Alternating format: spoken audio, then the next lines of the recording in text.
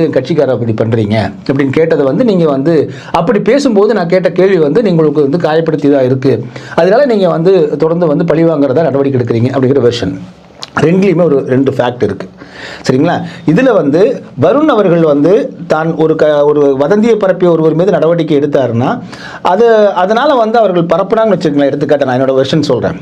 அப்படியே நீங்கள் அந்த கட்சிக்காரங்க பரப்புனாங்கன்னா முதல்ல செய்ய வேண்டியது ஒரு பொறுப்புமிக்க அதிகாரியாக வருண் அவர்கள் செய்திருக்க வேண்டியது சீமான் அவர்களுக்கு கடிதம் எழுதலாமே. இந்த ஐடியெல்லாம் எடுத்து போட்டு இதெல்லாம் உங்கள் கட்சியை சேர்ந்தவர் தானா அப்படிங்கிறத உறுதிப்படுத்துங்க, இருந்தால் அவர்கள் மீது நீங்கள் நடவடிக்கை எடுக்கிறீர்கள், நான் எடுக்கட்டுமா, அதை முதல்ல செஞ்சுருக்கலாம். இல்லை கூட்டு பேசக்கூட செய்யலாம் இல்லைங்களா? அப்போ அவங்களெல்லாம் நீங்கள் வந்து கட்சிக்காரர் தானா அப்படிங்கிறத முதல்ல உறுதிப்படுத்தணுமா வேண்டாமா?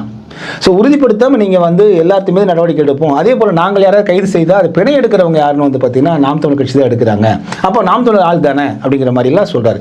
இப்போது இவர் கைது செய்தவர்கள் தான் அது அவதூறு பரப்புனாங்களா? அது அவதூறு தானா? அது அவதூறு